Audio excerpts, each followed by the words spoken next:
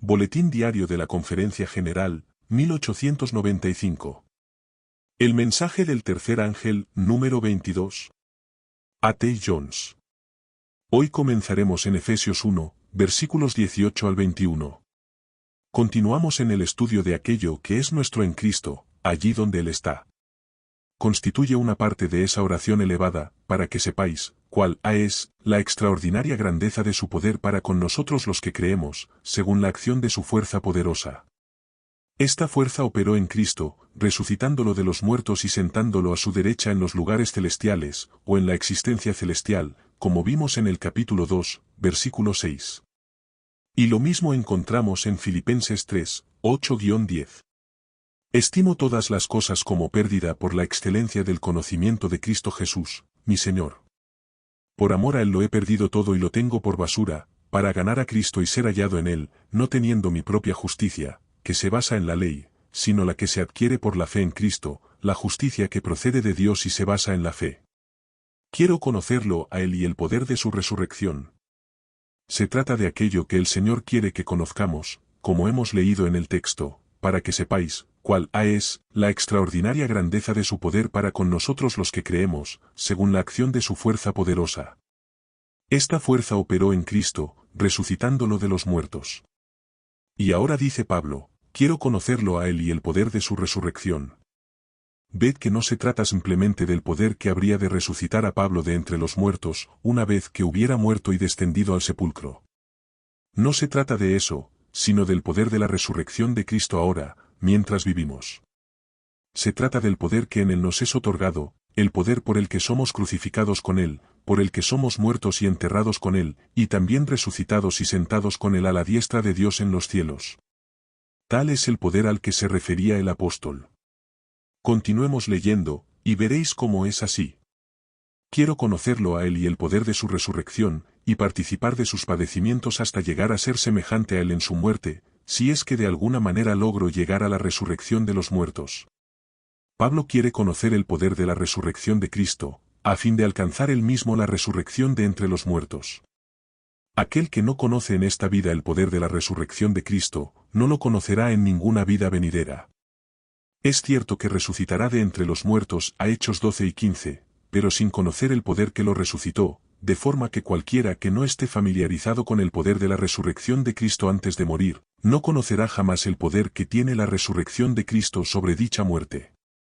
Tenemos ahí esa inspirada plegaria al objeto de que conozcamos la sobreabundante grandeza de su poder para todo el que cree, de acuerdo con la operación de su poder prodigioso, que fue el que actuó en Cristo cuando resucitó de entre los muertos y lo sentó allí. En Cristo conocemos el poder que nos eleva juntamente con Él a partir de la posición de muertos en delitos y pecados, para sentarnos con Él en la existencia celestial. Leemos ahora Efesios 1, 20-21. Esta fuerza operó en Cristo, resucitándolo de los muertos y sentándolo a su derecha en los lugares celestiales, sobre todo principado y autoridad, poder y señorío, y sobre todo nombre que se nombra, no solo en este siglo, sino también en el venidero. Ese poder de Dios que nos elevó en Cristo sobre todo principado, autoridad, poder y señorío de este mundo, es hoy el objeto de nuestro estudio. Hemos de comenzar por saber en qué consisten dichos principados y autoridades en este mundo. Antes de ello, no obstante, recordemos una vez más el hecho de que en Cristo encontramos y hemos de conocer ese poder que nos eleva en Él y con Él sobre todo principado y autoridad de este mundo. Hay una separación entre Iglesia y Estado, hay una separación del mundo, eso nos coloca en una posición en la que gozamos de una protección mucho mayor que la que pueden prestar los poderes de este mundo. Permanece ese hecho de fe. Para saber más a propósito de esos poderes, leamos en el segundo capítulo. Él os dio vida a vosotros, cuando estabais muertos en vuestros delitos y pecados, en los cuales anduvisteis en otro tiempo, siguiendo la corriente de este mundo, conforme al príncipe de la potestad del aire, el espíritu que ahora opera en los hijos de desobediencia. Hay un espíritu que obra en este mundo en los hijos de desobediencia, que es el espíritu de ese príncipe del poder del aire. Es de ese término, príncipe, de donde deriva el concepto de principado. En las formas monárquicas de gobierno hay principados, ducados, reinos e imperios. Se entiende por principado el territorio, jurisdicción o dominio de un príncipe, ducado el de un duque, reino el de un rey e imperio el de un emperador. El texto afirma que Cristo nos ha elevado por sobre todo principado y poder que hay en este mundo, o que sea de este mundo. Nos ha situado más allá del mando de ese espíritu que rige en los hijos de desobediencia. Podemos, por lo tanto, sentirnos dichosos y agradecer al Señor por habernos elevado en Cristo por encima de ese príncipe, por encima de toda su jurisdicción y de todo su poder. Esa es la idea, puesto que en Cristo nos ha colocado por encima de todo principado, autoridad, poder y señorío existentes en este mundo. Leamos ahora en Efesios 6 y 10 y siguientes. Por lo demás, hermanos míos, fortaleceos en el Señor y en su fuerza poderosa. Vestíos de toda la armadura de Dios, para que podáis estar firmes contra las asechanzas del diablo. ¿Contra quién ha de contender el cristiano en este mundo? En relación con los principados, potestades, dominios e imperios de este mundo, ¿contra quién ha de contender el cristiano? Contra el diablo. Para que podáis estar firmes contra las asechanzas del diablo.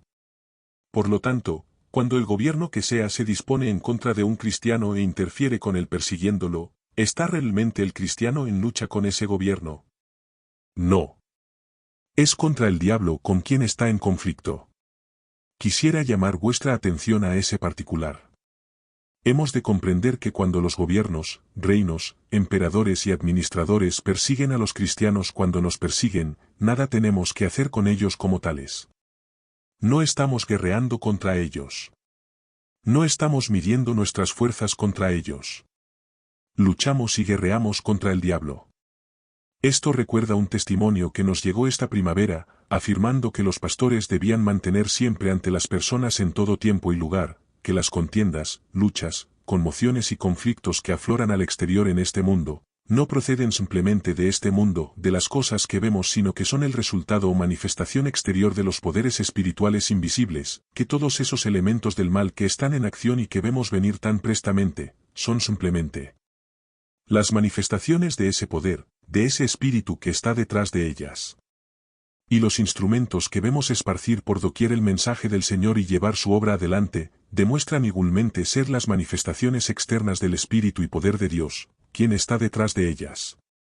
Se nos dio palabra al efecto de que nosotros, los pastores, llamemos la atención de la gente al hecho de que todos esos conflictos, conmociones y contiendas entre el bien y el mal son en realidad el conflicto entre Cristo y Satanás, el conflicto de los siglos. Ver ese testimonio al principio del próximo tema, el 23.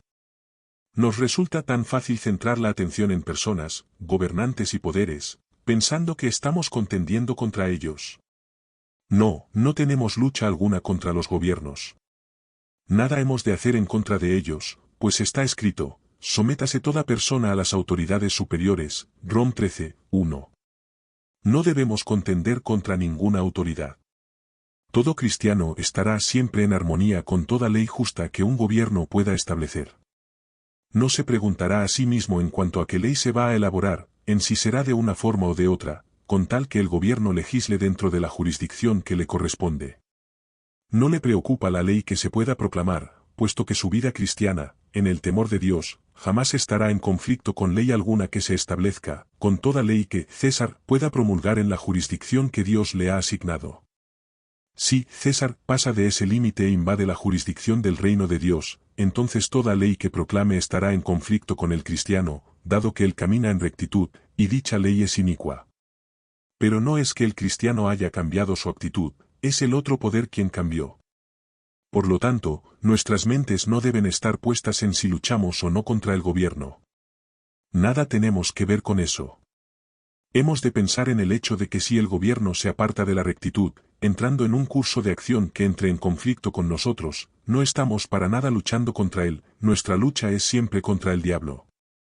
Los gobiernos son sangre y carne, los hombres, los jueces, los legisladores, son sangre y carne, y no tenemos lucha contra sangre y carne, sino contra principados, contra potestades, contra los gobernadores de las tinieblas de este mundo, contra huestes espirituales de maldad en las regiones celestes, F 6 y 12.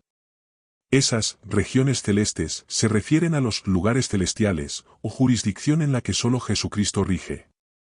Se trata de los mismos lugares celestiales a los que Dios nos ha elevado juntamente con Él, habiéndonos establecido allí por sobre todo principado, potestad y dominio de esta tierra. No tenemos, pues, lucha contra carne y sangre, sino contra el Dios de este mundo, contra Satanás, quien gobierna en las tinieblas de este mundo. Es contra el Señor de este mundo contra quien luchamos, contra el príncipe de este mundo. Sabemos, o al menos debiéramos saber, que no va a pasar mucho tiempo antes de que todo dominio de esta tierra pase a manos del Señor de este mundo, quien reina en las tinieblas, y todos van a venir a formar parte de un solo ente que va a luchar contra la verdad de Dios y contra aquellos que la representan en este mundo. Cuánto me gustaría que todos supieran en qué situación vamos a encontrarnos muy pronto. Quisiera que todo adventista del séptimo día conociera el hecho de que estamos a punto de que todos los reinos y dominios de la tierra, como tales, se dispongan en contra de la verdad de Dios. Pero si hubiera, no digo que los haya, aquellos que no sepan esto, en vista de la rapidez con que están desarrollándose los acontecimientos, no pasará mucho tiempo antes de que se vean obligados a reconocerlo. Como ya he mencionado antes, los Estados Unidos se han tenido siempre ante el mundo como el estandarte de la libertad de los derechos y la libertad de conciencia. Y la pequeña nación de Suiza, esa pequeña república, ha venido siendo el lugar en donde la libertad ha sido más plena, en Europa. Pues bien, Estados Unidos y Suiza son ahora las dos naciones de entre toda la tierra que están obrando más eficazmente en contra del remanente y la simiente de la Iglesia que guarda los mandamientos de Dios y tiene el testimonio de Jesucristo. Inglaterra se ha sumado activamente a los dos citados. Cuando esos países, que han sido en el mundo como un ejemplo, en lo relativo a los derechos humanos y a la libertad de conciencia, se dispongan en contra de Dios y de su verdad, ¿no es acaso el tiempo de que nos demos cuenta de que todo el mundo se está poniendo bajo el mando de Satanás, presto a ser arrastrado en contra de la verdad de Dios y del poder de Jesucristo? A la vista de todo lo anterior, es un hecho que en Cristo estamos seguros, pues en él obra ese poder que nos resucita de entre los muertos juntamente con él, y que nos ha hecho sentar a la diestra de Dios en la existencia celestial, muy por encima de cualquier potestad, dominio y principado que haya en esta tierra, y que esté en las manos de Satanás. Y ahora, cuando hemos de hacer frente a ese conflicto, ¿no es maravilloso que el Señor venga con su bendita verdad brillando ante nosotros, elevándonos hasta el lugar en donde Él está sentado, de forma que podamos saber que estamos en todo momento por encima de esas cosas terrenas, triunfando sobre ellas? Estudiemos estas cosas en mayor profundidad. Lo anterior se refería a los principados. Pero hemos leído que nos ha puesto por sobre todo principado y poder.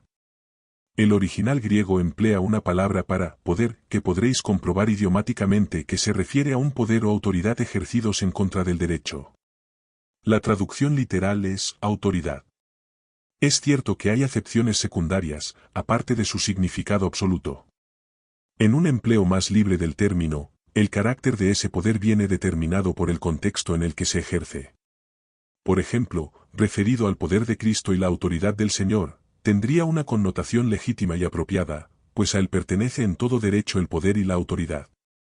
Pero si se refiere a los poderes de este mundo, adquiere necesariamente la connotación mundana y el espíritu que en él rige, retornando a su significado absoluto, que es el ejercicio del poder o autoridad en contra del derecho. ¿Dónde comenzó en el universo la asunción de poder o autoridad en contra del derecho? Se originó con la rebelión de Lucifer, en su exaltación de sí mismo. Satanás trajo ese poder a nuestro mundo y lo introdujo aquí mediante el engaño, al tomar posesión de este mundo. Por lo tanto, el término es usado con total propiedad para mostrar que cuando Dios nos elevó en Cristo por encima de todo principado y poder en este mundo, lo hizo precisamente por encima de ese poder que ejerce su autoridad en contra del derecho, y que no es otro que el poder de Satanás, de la forma en que obra en este mundo. Eso no hace sino enfatizar el punto que acabamos de mencionar, que nuestro conflicto es en realidad el que se ha venido dando desde el principio entre los dos poderes espirituales, entre los poderes legítimos y los ilegítimos, entre el poder del derecho contra la fuerza y el de la fuerza contra el derecho. Jesucristo nos trajo el conocimiento del poder del derecho contra la fuerza, que es el poder del amor. Nosotros abandonamos el dominio y poder de la fuerza en contra del derecho, y nos hemos alistado con el poder del derecho contra la fuerza, que es el poder del amor. El conflicto tiene ahora lugar entre esos dos poderes, y nos concierne a nosotros. Se trata siempre de una lucha entre esos dos poderes espirituales. Sean cuales sean los instrumentos que utilice este mundo como manifestación externa de ese poder, la contienda tiene siempre lugar entre esos dos poderes espirituales, Jesucristo y el príncipe caído. Avancemos algo más en el tema y veamos dónde está nuestra victoria, y la forma en que el Señor nos ha traído esa victoria sobre los poderes ilegítimos, o poder de la fuerza en contra del derecho. Leamos en Colosenses 2, a partir del versículo 9. En Cristo habita corporalmente toda la plenitud de la deidad. Y vosotros estáis completos en Él, que es la cabeza de todo principado y potestad. En Él también fuisteis circuncidados con una circuncisión hecha sin mano, al despojaros del cuerpo de los pecados, mediante la circuncisión hecha por Cristo. Sepultados con Él en el bautismo, fuisteis también resucitados con Él, mediante la fe en el poder de Dios, que lo levantó de los muertos. A vosotros, que estabais muertos en pecados y en la incircuncisión de vuestra carne, os dio vida con Cristo, y perdonó todos vuestros pecados. Os dio vida juntamente con Cristo. Es lo que leímos en el segundo capítulo de Efesios el otro día, que nos ha dado vida, nos ha resucitado y hecho sentar allí donde Él está.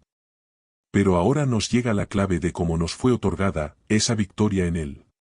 Despojó a los principados y potestades, los exhibió en público, y triunfó sobre ellos en la cruz, Col 2 y 15. La palabra griega traducida como potestades es esa que ya hemos analizado anteriormente, y que hace referencia al poder de la fuerza en contra del derecho. Acude a la mente aquella parábola que Jesús presentó, mientras el hombre fuerte y armado guarda su palacio, en paz está lo que posee. Pero cuando viene otro más fuerte que él y lo vence, le quita todas las armas en que confiaba y reparte el botín, Luc 11, 21-22. Satanás es quien originó la autoridad de la fuerza en contra del derecho.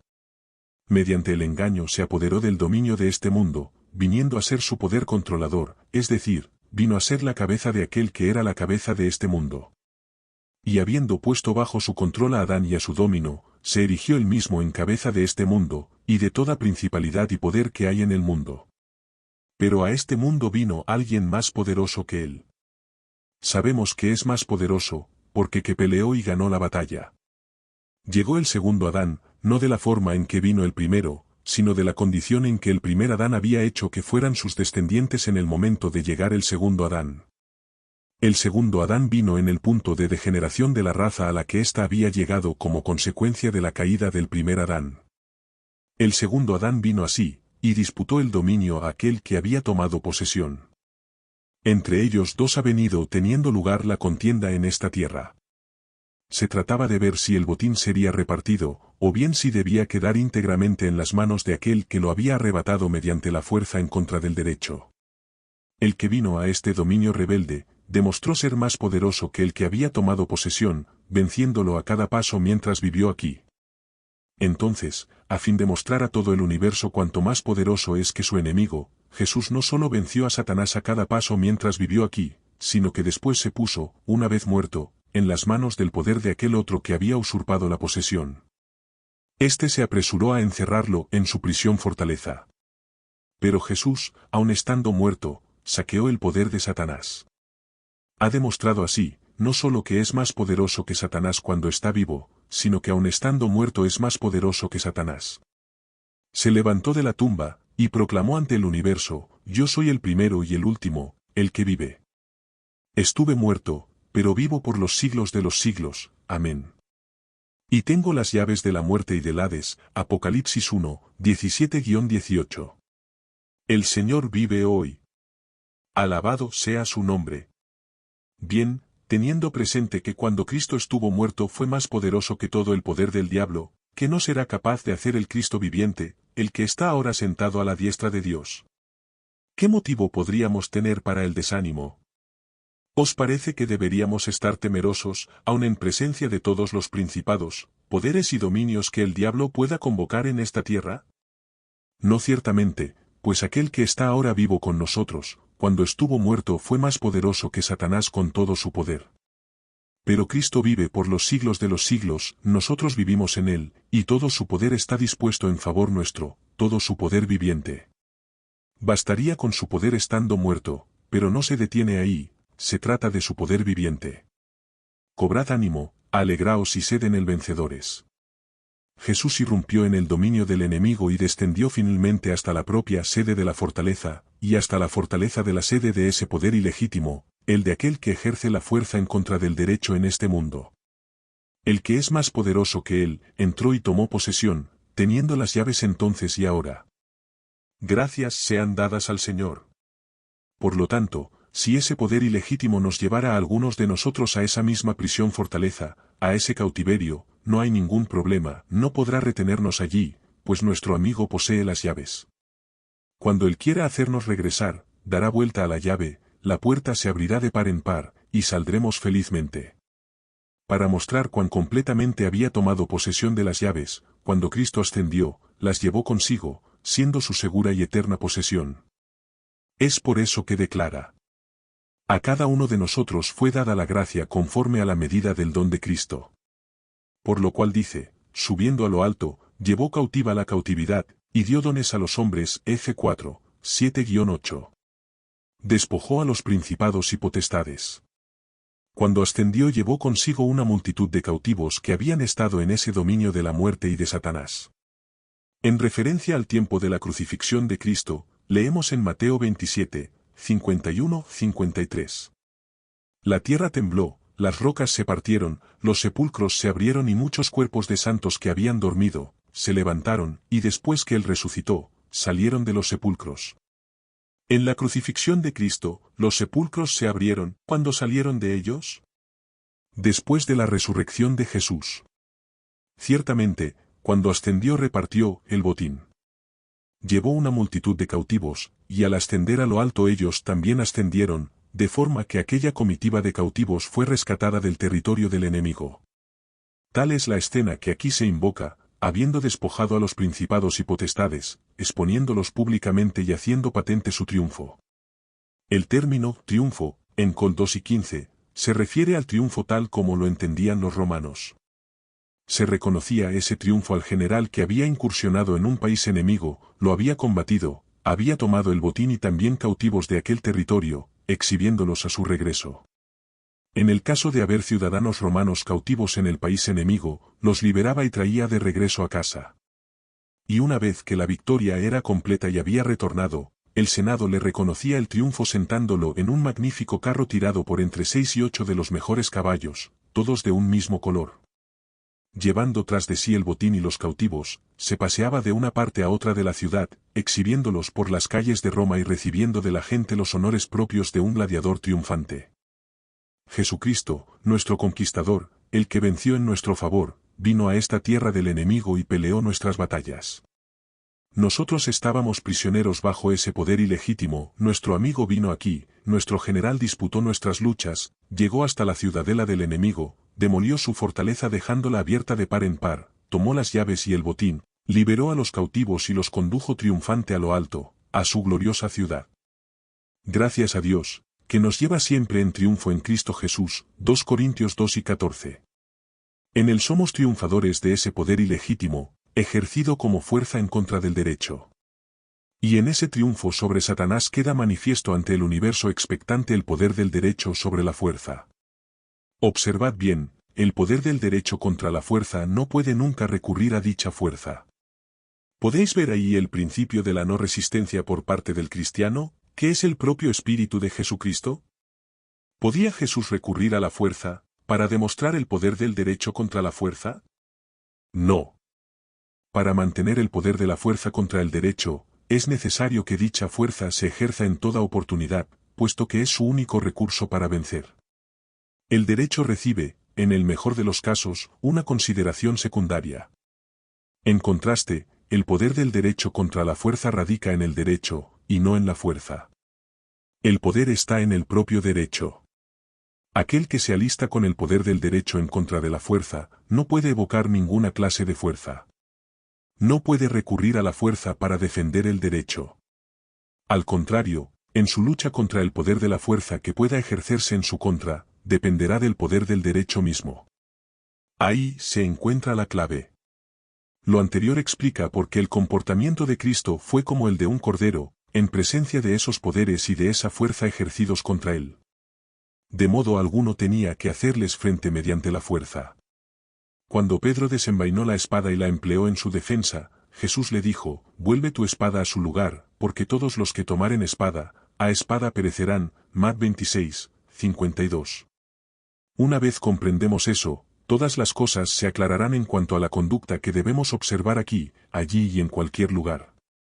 Estamos comprometidos fielmente con el poder del derecho en contra de la fuerza, que es el poder del amor. Jesucristo murió como un malhechor, fue vilipendiado, fue zarandeado, se lo insultó y fue objeto de burla, se le escupió en el rostro y se le colocó una corona de espinas, acumulando sobre él cuanto encontraron de ofensivo y despectivo, y murió bajo esa dolorosa carga, fiel al poder del derecho en contra de la fuerza. Y ese poder en fidelidad al cual murió Cristo, ha revolucionado desde entonces al mundo, y lo tiene que revolucionar en nuestros días como nunca antes lo hiciera. Tan pronto como Dios pueda tener un pueblo comprometido de corazón con ese principio, que esté dispuesto a no apoyarse en ninguna cosa que no sea el principio absoluto del derecho y el solo poder de éste, que es el santo y seña con el que estamos comprometidos, veremos, y todo el mundo verá, a ese poder obrando como nunca antes lo hiciera. www.libros1888.com